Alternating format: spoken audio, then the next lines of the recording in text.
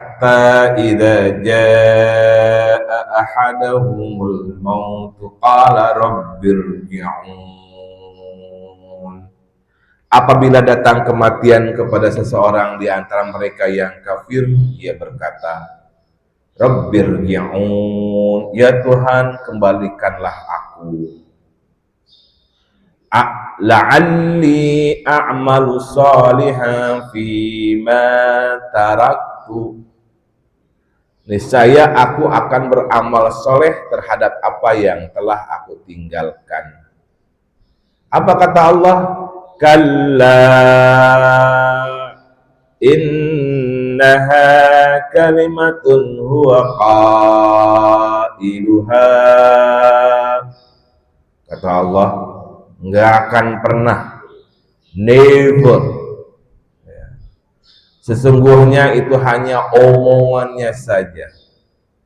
Wa min waraihim barzakhun ila yaumi yub'atsun. Di hadapan mereka ada barzakh, ada pemisah sampai hari mereka dibangkitkan. Al-Quran surah Al-Mu'min, surah yang ke-23 ayat 99 dan ayat 100. Jadi mereka yang menyesal tidak mengalami atau tidak melakukan amaliyah sholihah di barzakh, pengen balik lagi ke alam dunia, pengen lagi melakukan kegiatan-kegiatan kebaikan ketika ada orang yang melakukan banyak perbuatan baik dan dia lihat, dia alami gimana orang-orang yang saat di alam dunianya menjalankan amaliyah sholihah, di barzakhnya dia mengalami kehidupan yang indah. Sementara dia yang tidak melakukan amaliyah sholihah, di barzakh dia mengalami kesakitan, mengalami penderitaan.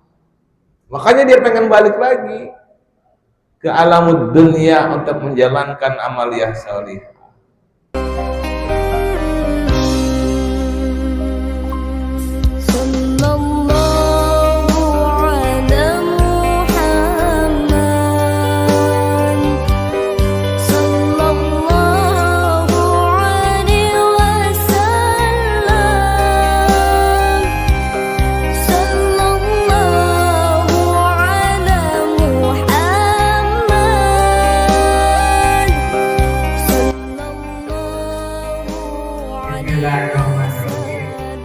Assalamualaikum warahmatullahi wabarakatuh.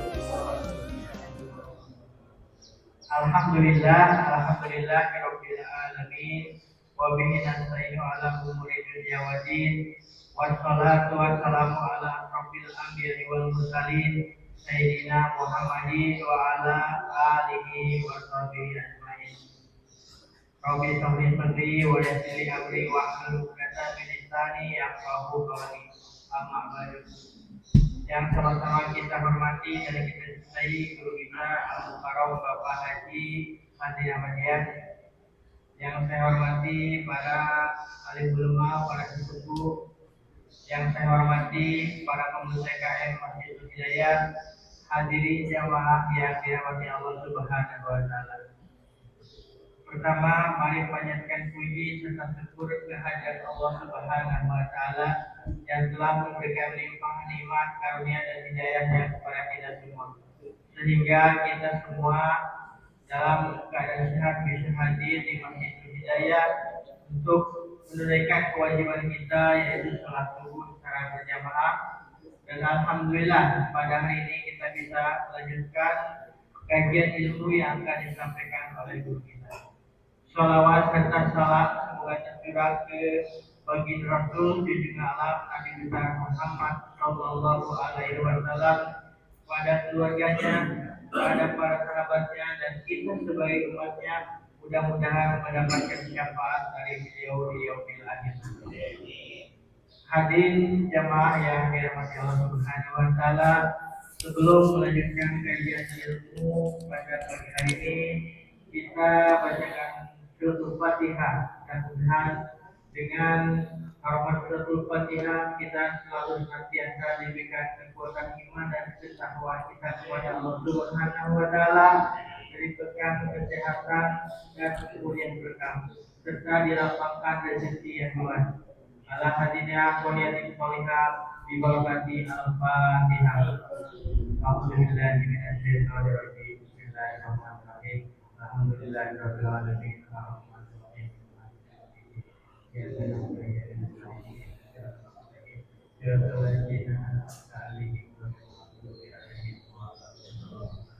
Hadirin jamaah yang dirahmati Allah Subhanahu wa taala, untuk selanjutnya mari kita sama-sama ikuti kajian ilmu yang akan disampaikan oleh guru kita. Dengan segala hormat kami persilakan. Syukran. A'udzu billahi minasyaitonir rajim. Bismillahirrahmanirrahim.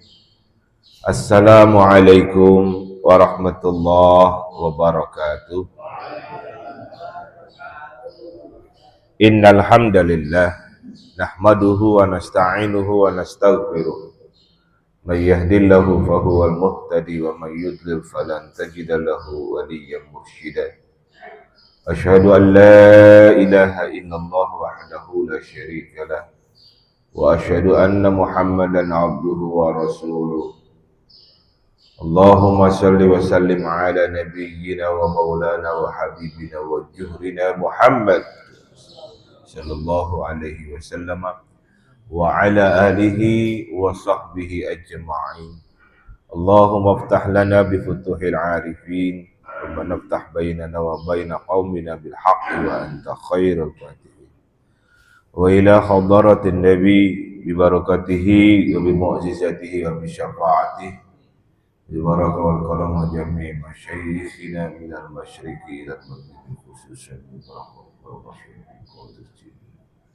Syibahadun Naksabani Khadarati Imam Rabbana Syekhina Mukarram Syekh Abdullah Mubarak Muhammad Adad Syekhina Mukarram Syekh Syekh Muhammad Hadiran Jami' awliya illahi bihadhi al-Fatiha wa bihadal bilad al-Fatiha.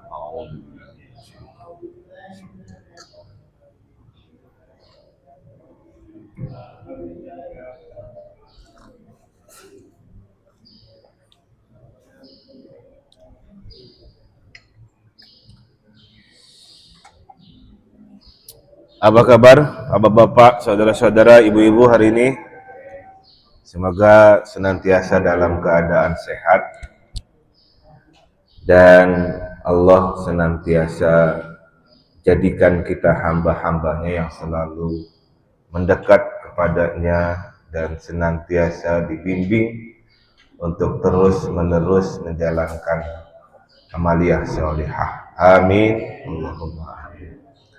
Yang saya hormati pengurus Dewan Kemakmuran Masjid Nurul Hidayah, semoga juga senantiasa istiqomah dalam melaksanakan pelayanan-pelayanan kepada ummah. Juga para jamaah sekalian, para sesepuh, para tokoh masyarakat, para ustadz, para mubalik, semoga juga oleh Allah dimudahkan dalam melaksanakan amaliyah salihah. Tak lupa kepada ibu-ibu juga semoga senantiasa oleh Allah dimudahkan dalam menjalankan ibadah. Amin. Allahumma amin. Kita lanjutkan kajian kita setelah kita membahas pekan yang lalu tentang beda antara mati dan wafat. Pertanyaannya, setelah diwafatkan oleh Allah Subhanahu wa ta'ala, kita kemana? Secara garis besar, Al-Quran banyak menjelaskan perjalanan ruhaniyah kita, didukung oleh hadis-hadis Rasulullah Muhammad sallallahu alaihi wasallam. Hakikiyah kita adalah yang ruh, substansi daripada nafs, substansi daripada diri adalah ruh, jamaknya arwah. Kalau satu ruh, ruhun. Kalau dua ruh, ruhani atau ruhaini. Kalau banyak ruh, namanya adalah arwah. Nah dulu kita menjalani alam ini yang disebut dengan alam arwah, di mana ruh itu berada, dicipta oleh Allah Subhanahu wa taala di sisi Allah Subhanahu wa taala. Dalam kitab Sirrul Asrar karya Syekh Abdul Qadir Jailani Qaddasallahu sirrah, manusia itu menjalani 4 etape, 4 alam saat dia akan diturunkan ke alam fana ini. Saat dia akan ditiupkan kepada jasad manusia. Pertama adalah saat ia diciptakan dan dalam keadaan suci, disebut dengan Ruhul Qudsi. Jadi sebenarnya Ruh Qudsi itu bukan dominasi Tuhannya orang sebelah, gitu ya. Kita ini semua dulu ruhnya adalah suci, Ruhul Qudsi. Di mana adanya di alam dimensi keilahian, alam arwah, di mana ketika itu awal kita diciptakan oleh Allah Subhanahu wa taala. Dulu sekali, ya. Cuma sayangnya kita nggak dikasih ingetan bahwa kita pernah ada di sana. Kenapa demikian? Karena setelah ada di sini, yang membalut ruh kita adalah jasmani kita ini yang terbuat dari tanah. Saat masih di alam ilahiyah, di mana Allah Subhanahu wa taala senantiasa ditasbihkan oleh kita, disucikan oleh kita saat itu. Nah, saya bisa ngomong begini karena ada khabarnya dari Rasulullah Muhammad sallallahu alaihi wasallam. Ya, sampai kepada yang menceritakan, menuliskannya di dalam kitab Sirrul Asrar dan sampai kepada kita detik ini. Nanti dalam dimensi alam ilahiyah yang disebut dengan alam lahut, ruh itu kita semua itu diturunkan ke alam yang lebih rendah yang disebut dengan alam Jabarut, alam dimensi kejadian, alam dimensi planning, ya, di mana ada qadar Allah Subhanahu wa taala di situ. Dituliskan nanti jodoh kita, lalu kemudian nanti akan dituliskan kematian kita, kematian fisik, ya, kematian jasad kita ketika kita nanti menempel pada ruh, pada jasad kita. Jabarut namanya. Lalu kemudian akan diturunkan lagi ke alam yang disebut dengan alam malakut. Nah, disitulah kemudian para malaikah Allah Subhanahu wa taala berada. Singkatnya kemudian yang paling rendah disebut dengan alam mulki. Alamul mulki. Alam kita ada hari ini. Alam fana. Di mana di alam mulki ini ruh kita sudah menyatu pada jasad kita, pada basyariah kita. Ketika masih di alam malakut, kita ada di alam rahim, ya. Bukan. Alam rahim itu sudah di alam malakut, sudah di alamul mulki, sudah di alam fana. Karena kita sudah ditiupkan oleh Allah ke dalam jasad kita. Wa nafakhtu fihi mir ruhi, dan aku tiupkan ke dalamnya sebagian dari ruhku. Selama kurang lebih 9 bulan, kita sudah menempel di dalam jasad kita. Telah Allah tiupkan ke dalam jasad kita, posisinya di alam rahim. Ya. Nanti kemudian diturunkan lagi, dikeluarkan dari alam rahim menuju alam dunia. Alam kita melaksanakan perjuangan hidup, ya. Alam kita mencari jati diri. Alam kita membuktikan siapa kita itu.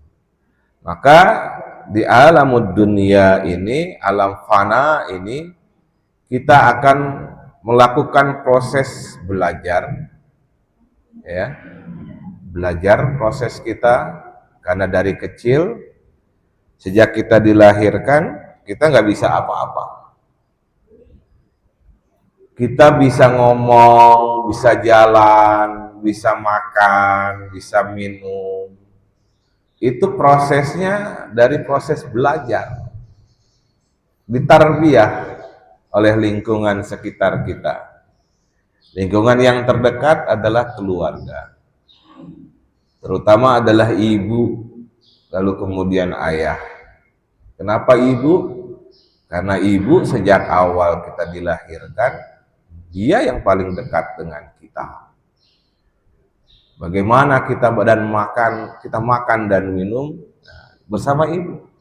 Tidak ada ibu, susah kita makan dan minum. Karena proses minum dan makan pertama kali adalah masih dibantu oleh dia yang sangat kita cintai ini.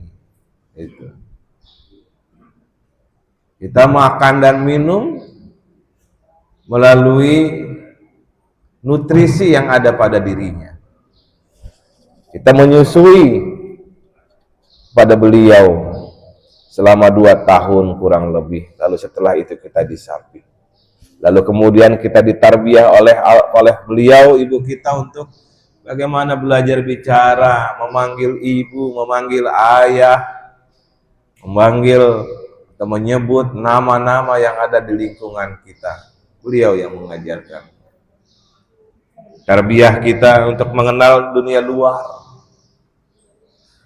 Dikasih pendidikan, ditarbiyah sampai kita dewasa. Lalu saatnya kemudian kita bekerja. Disitulah kita cari jati diri kita. Dalam proses belajar, kita seakan-akan indah saja dunia,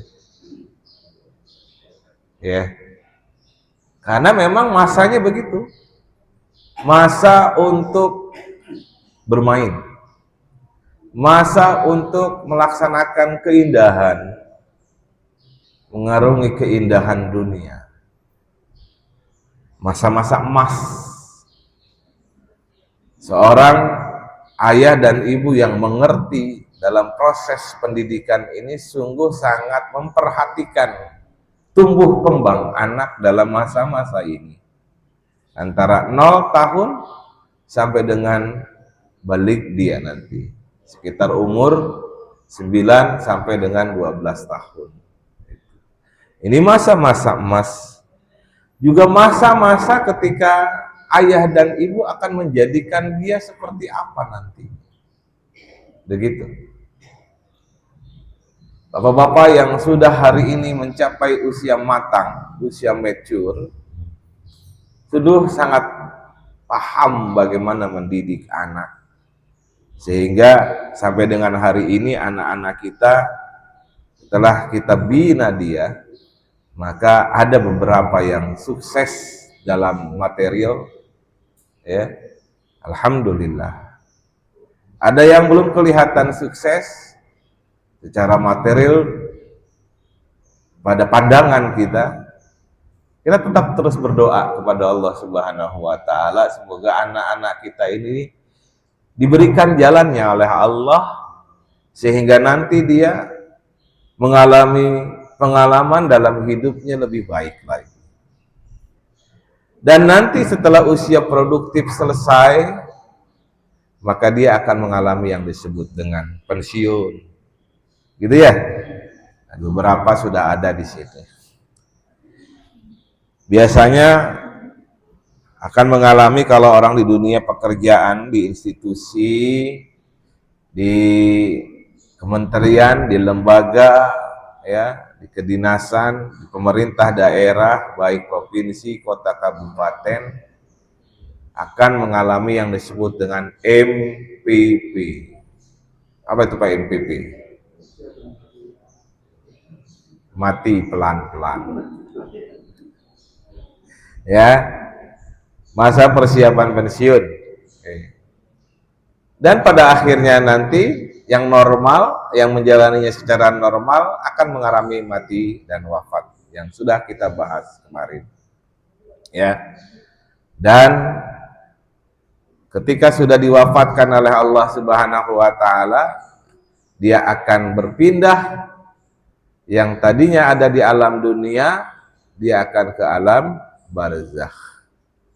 Beda dengan alam rahim di dalam kandungan ibu, alam barzakh sudah ruh kita dilepas dari jasad, yang jasad kita dikubur. Ya, masuk ke bumi kembali, dari tanah kembali ke tanah. Sedangkan ruhnya harus kembali kepada Allah Subhanahu wa taala. Nah, yang nggak bisa kembali kepada Allah itu yang nyasar. Harusnya bisa kembali kepada Allah. Tapi banyak juga yang nggak bisa kembali kepada Allah. Dia parkir dulu.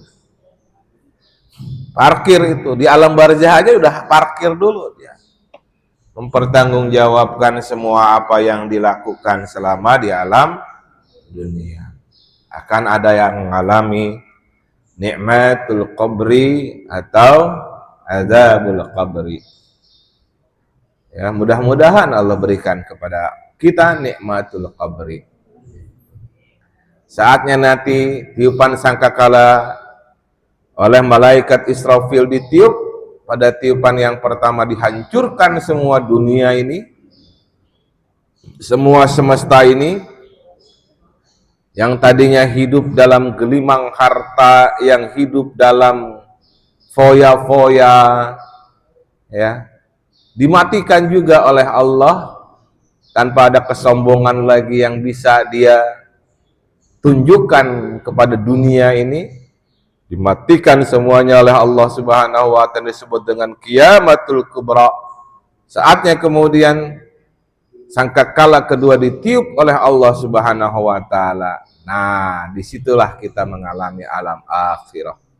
Alam akhir nanti kita akan mengalami yang disebut dengan ba'ats, dibangkitkan oleh Allah Subhanahu wa taala.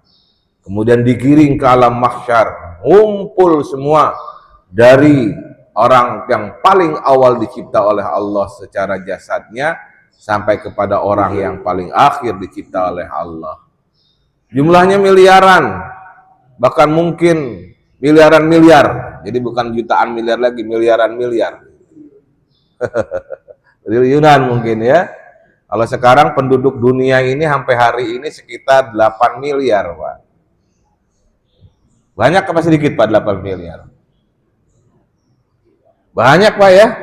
8 miliar. Sekarang aja kalau kita bandingkan dulu bapak-bapak yang sudah hidup di Gang Kosambi ini, Gang Halimah, Kosambi 1, Kosambi 2, itu tahun 80-an sawah kanan kiri masih banyak. Betul ya? Kebun, lapangan masih banyak.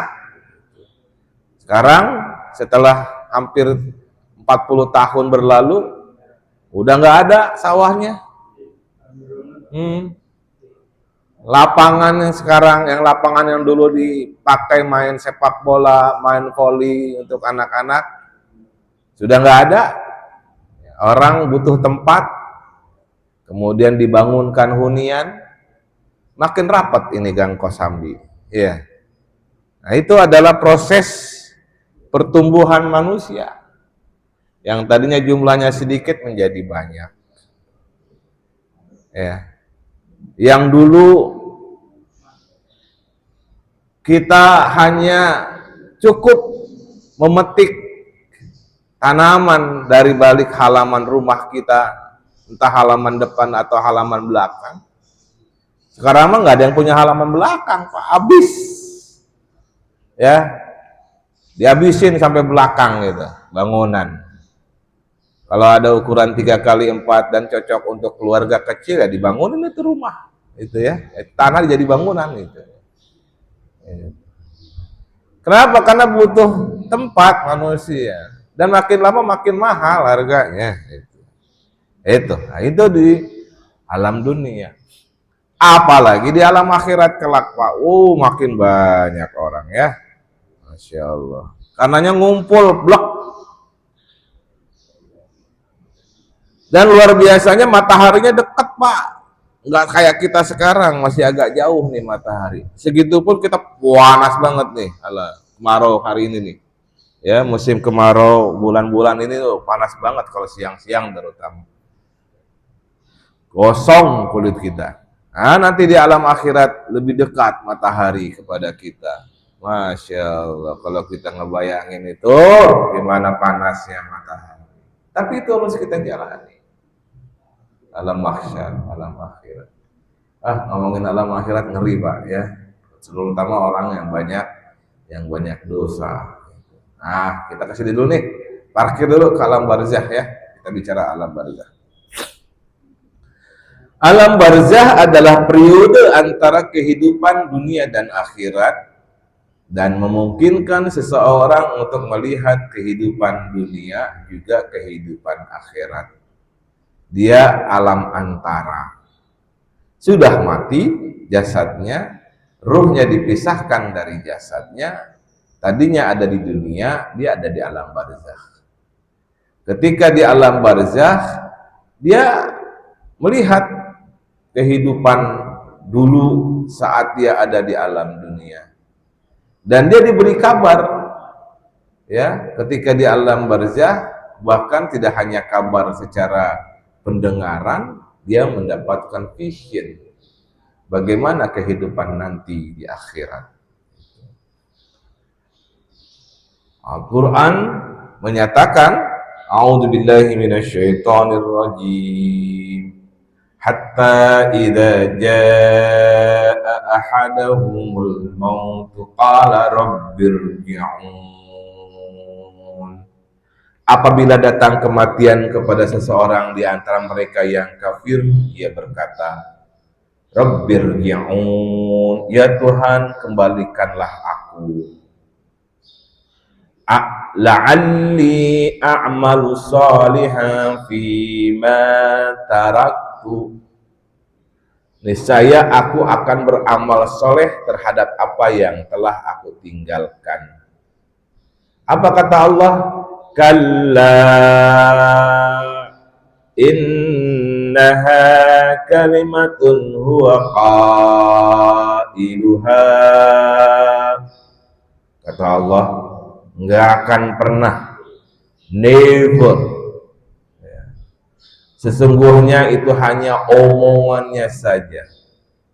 Wa min waraihim barzakhun ila yaumi yub'atsun.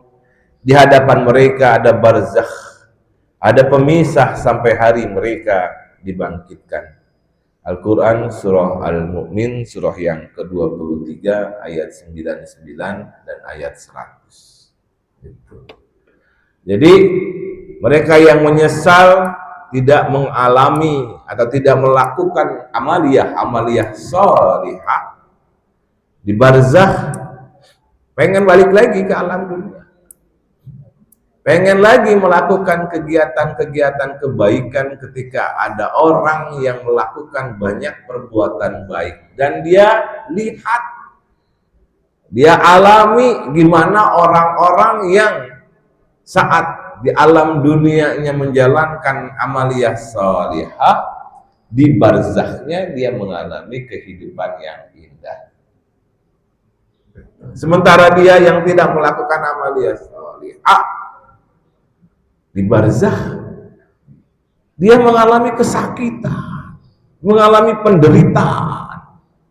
Makanya dia pengen balik lagi ke alam dunia untuk menjalankan amaliyah sholihah.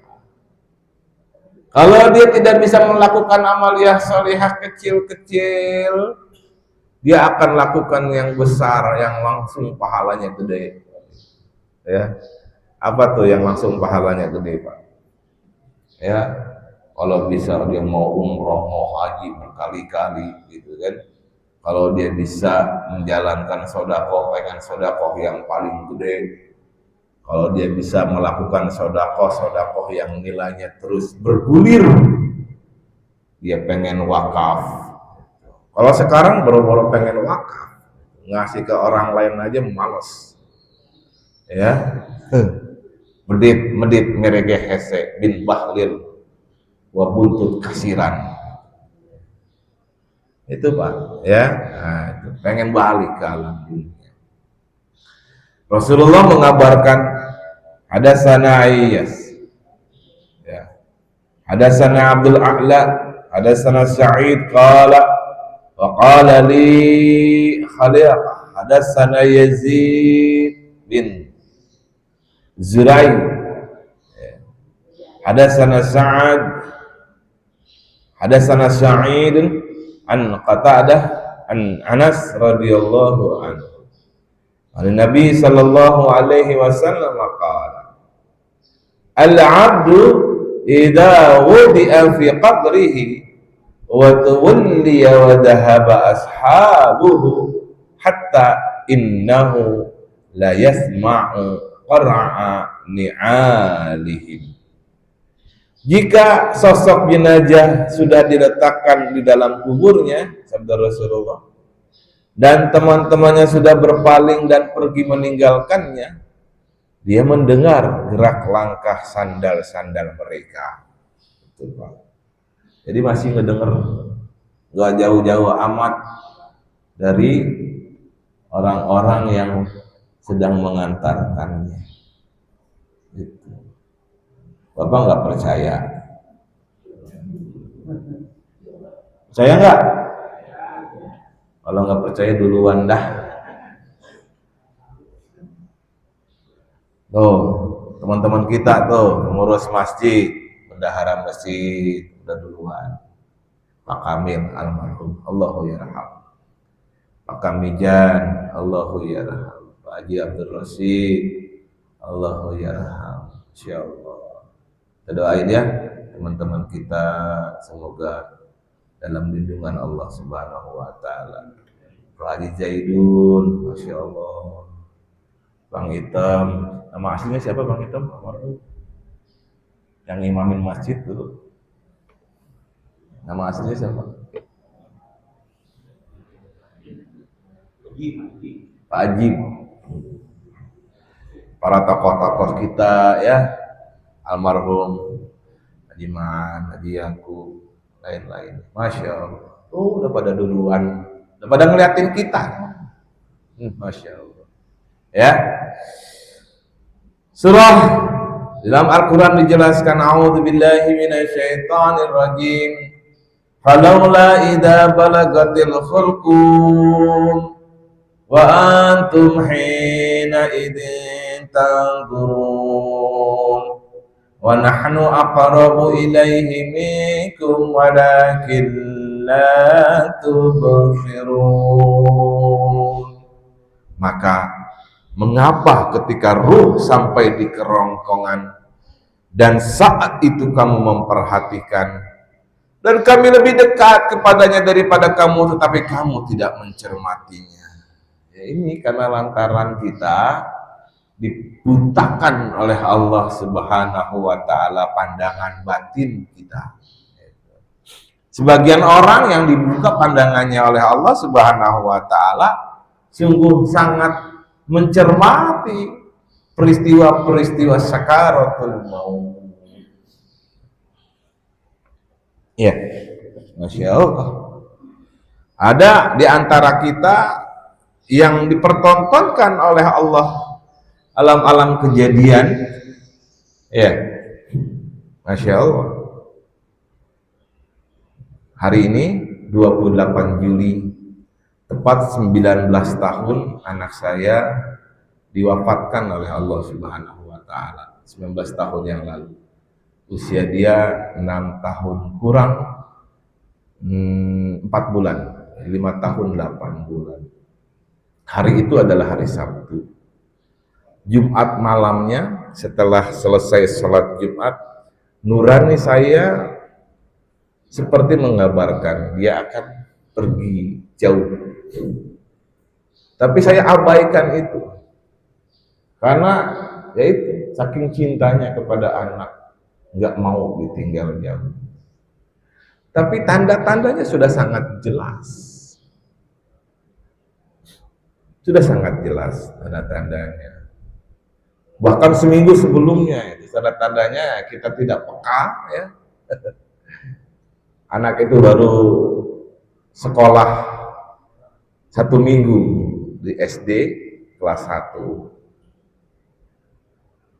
Belum 7 tahun tapi sudah bisa masuk SD karena ketika dites semua persoalan dasar dia bisa jawab dengan lugas dan tuntas. Baca bisa, baca Al-Quran bisa. Anaknya cerdas, bongsor dia. Anak seumuran dia seperti anak kelas 1 SD, kelas 6 SD, Pak. Gede badannya. Siapa yang menyangka? Pertumbuhan bagus, tetapi Allah lebih cinta kepada anak itu. Sementara kita hanya dititipi saja. Itu. Ketika saya terbang ke Palembang untuk berdakwah, baru sampai di Palembang dia telepon saya. Uniknya itu anak udah bisa telepon.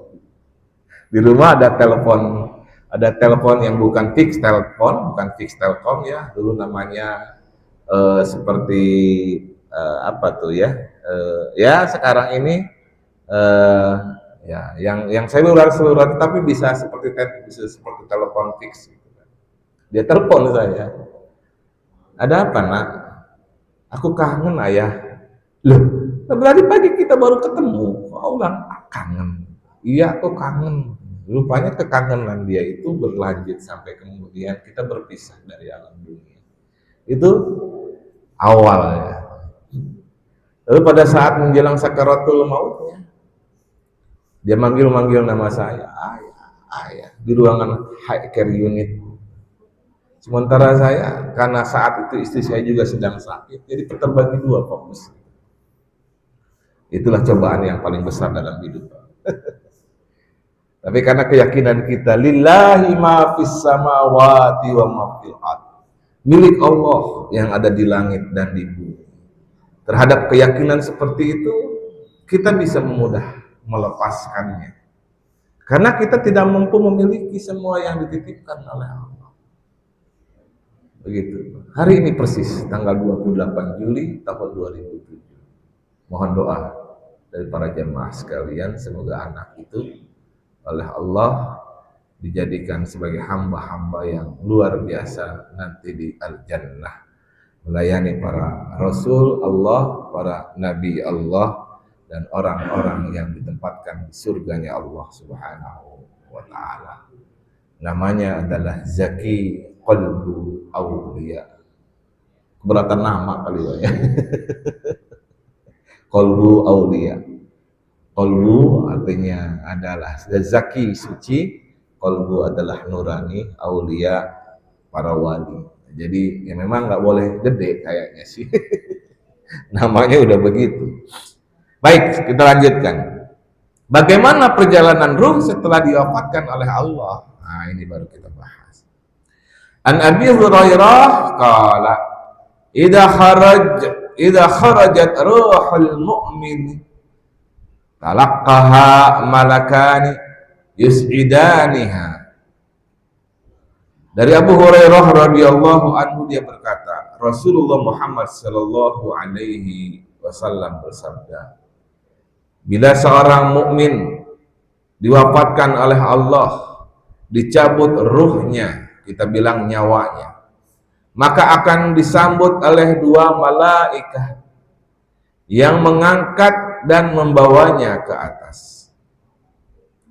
Qala Ahmad yang meriwayatkan hadis ini, fadakara min tibi rihiha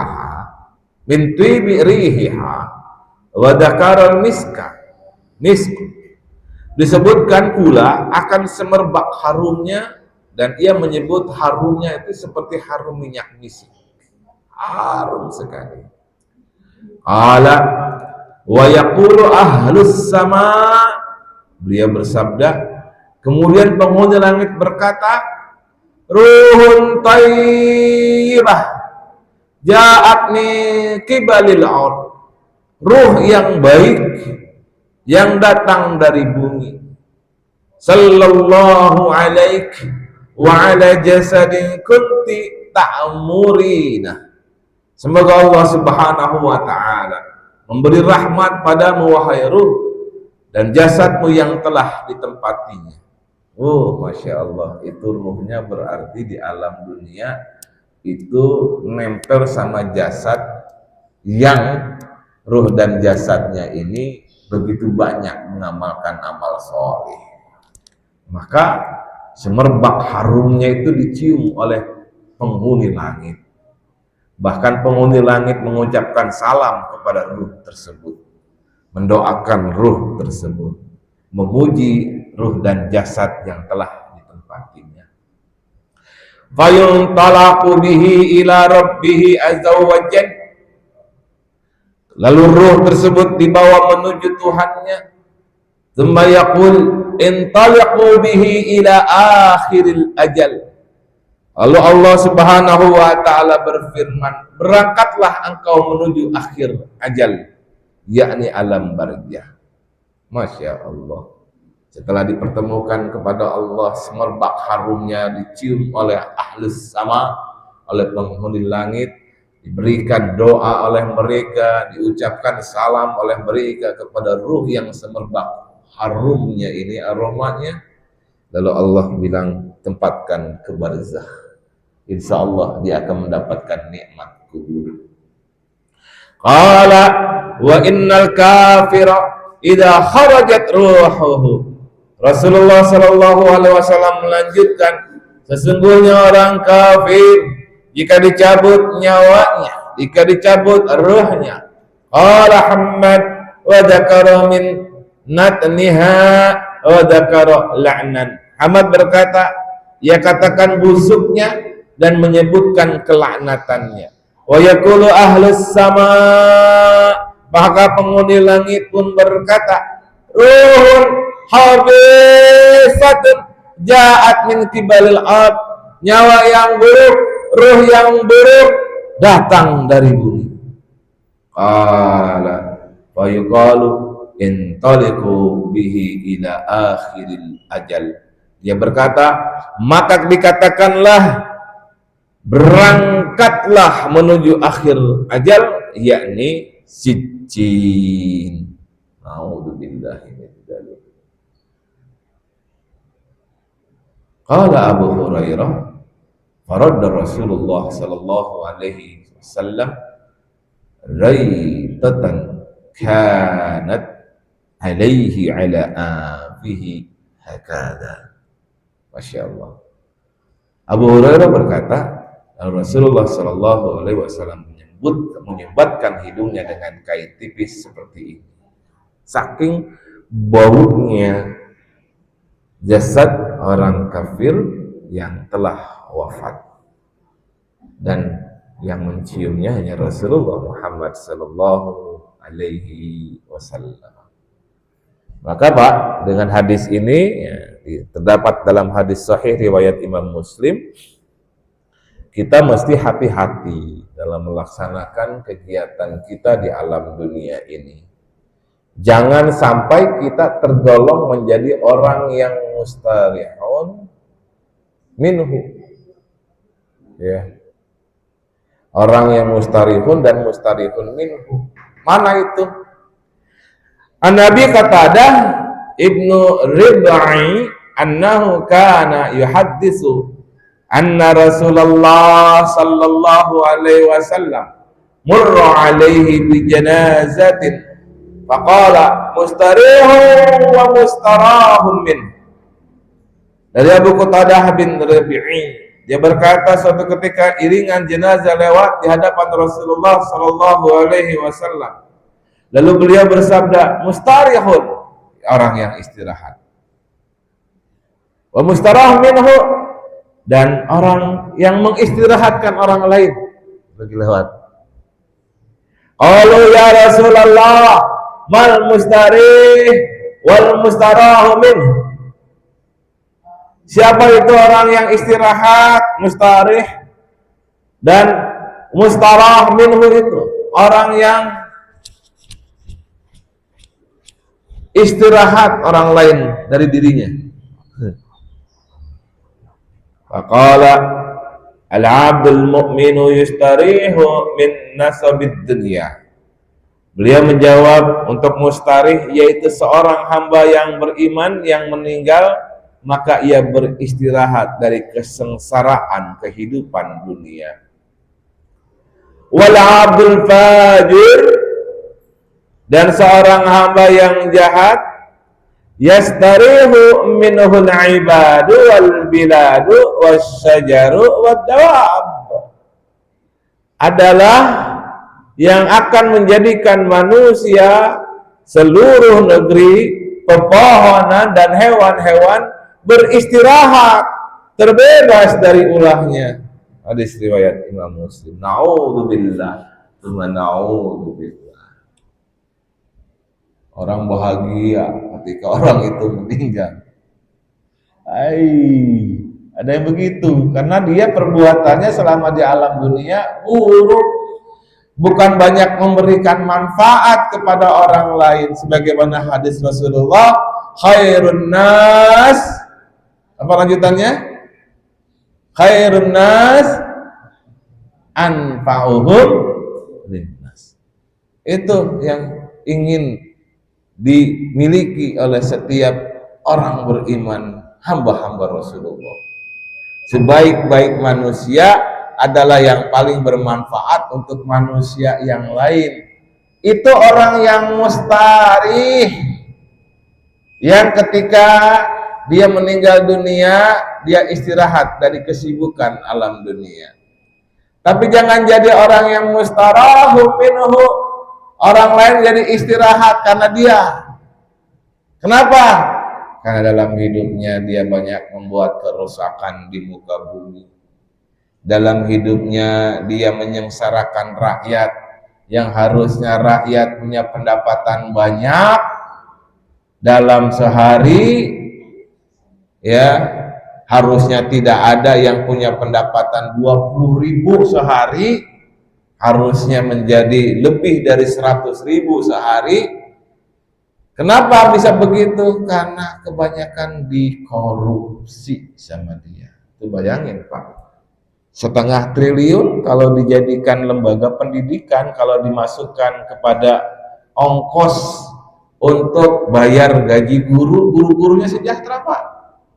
Kalau guru sejahtera nggak mikirin dia dapur ngobulnya gimana caranya. Kenapa? Fokus kepada ngedidik anak, fokus kepada meningkatkan kualitas pendidikan. Kenapa? Karena seharusnya uang sekian triliun itu, sekian miliar itu untuk menggaji guru-guru. Ini mah dikekep, dimasuk ke gudang, diberangkas bertahun-tahun, nggak menyebar, ya. Nah, ini orang yang mustarahum minhu, dunia istirahat dari dia. Naudzubillah. Udah jam 6 aja ya, baru sebentar kita ngomong. Baik, ada yang mau didiskusikan tidak sebelum saya lanjutkan di pertemuan berikutnya? Silakan. Ini baru permukaan Pak bahasannya. Ngeri ya? Mau nanyanya ngeri. takut dicoba duluan oleh Allah. Tapi kalau udah siap sih, wah kapan aja siap. Silakan. Waalaikumsalam warahmatullahi wabarakatuh. Di luar tema, waduh, pengen banget di luar tema. Masalah apa? Adab dan ilmu. Kenapa dengan adab dan ilmu? Ya, adab dan ilmu lebih baik mana? Apakah lebih tinggi adab, apa lebih tinggi ilmu? Tergantung kondisi, Pak. Ya, tergantung kondisinya. Ya. Tergantung kondisinya.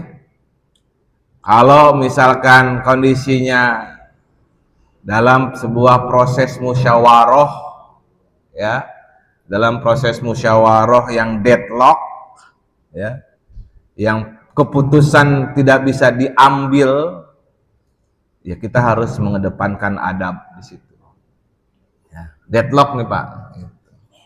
Tapi kalau misalkan semua setuju dalam musyawarah tersebut, cukup ilmu, ya, penting ilmu Pak.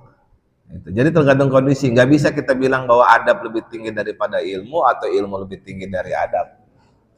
Secara general tergantung kondisional, itu nggak bisa saya bilang si A lebih baik dari si B, tergantung kondisinya. Alhamdulillah wa syukurillah, bersyukur padamu ya Allah. Kau jadikan kami saudara, indah dalam kebersamaan.